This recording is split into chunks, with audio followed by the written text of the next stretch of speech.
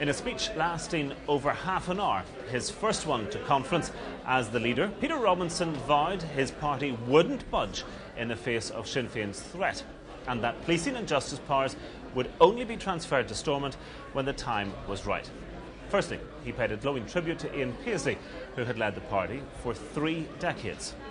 Well, it's great to be at the largest turnout that we've had at a DUP conference in the history of the party.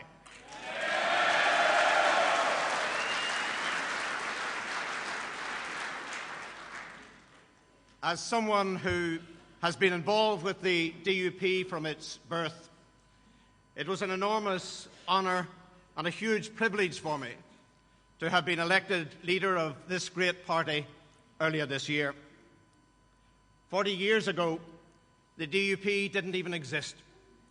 But with determination, dedication, and hard work, today we are the leading political party in Northern Ireland. Politics isn't about holding office. It's about delivering for our people.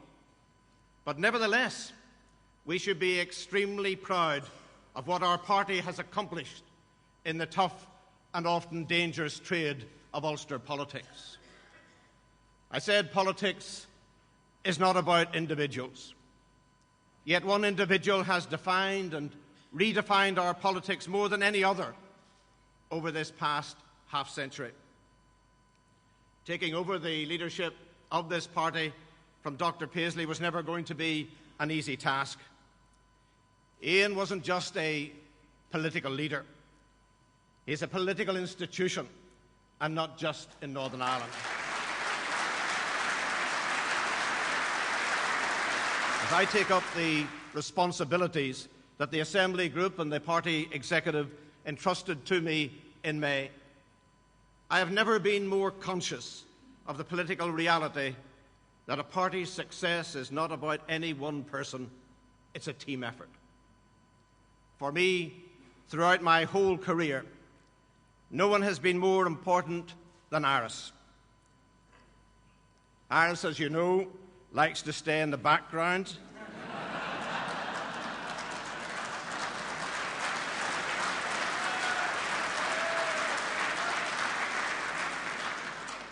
She shuns media attention and rigorously avoids controversy. I think she was educated at the Sammy Wilson School for Political Correctness.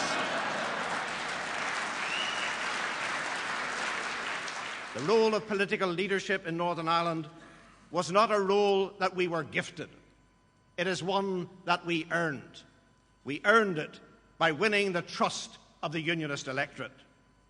You know, there was a time not so long ago when Unionism, under another party's leadership, had lost its confidence and lost its way. People were talking about how Republicans were receiving daily concessions and dictating the political agenda. People said that Republicans always triumphed in negotiations, and they argued that Republicans were on a trajectory to achieving a united Ireland. But that was then, and this is now, and no one is saying those things anymore. Instead, people are looking in Sinn Féin ranks at people who remain trapped in a time warp, fighting battles they have long since lost, pursuing aims nobody really cares about, prisoners of their own outdated political ideology, not having noticed that the world has moved on. As the global economy is reeling and our local community looks to the Assembly for leadership and help, what is the Sinn Féin response? How do they respond to the needs of the people of Northern Ireland in their hour of need? They respond by obstructing the executive from meeting and leaving those most at risk to fend for themselves. The powerlessness of opposition during direct rule was frustrating, but the paralysis of the executive by Sinn Féin is unforgivable. It is time that the media, the commentators, the great and the good, civic society, clearly identify where the problem lies and expose them for it. It's time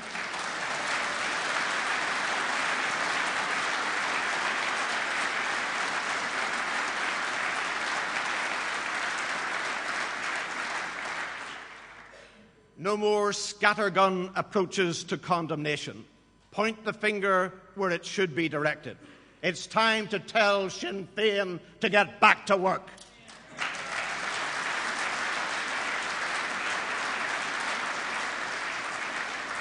Who today would argue that we were wrong to hold out until Republicans gave up their terror campaign and ended their criminality? We were told it wouldn't happen, but we persevered until it did.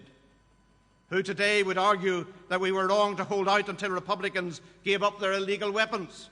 We were told it would never happen, but we persevered until it did. Who today would argue that we were wrong to hold out to ensure that accountability was introduced for ministerial decisions?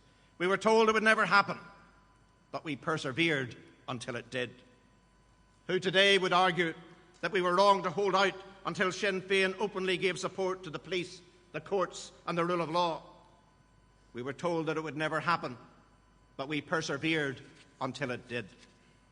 And now they tell us that we cannot get policing and justice functions devolved in a way that meets our manifesto pledges, in a manner which can give unionist confidence. Well, let me make it clear. We will persevere for however long it takes until we do.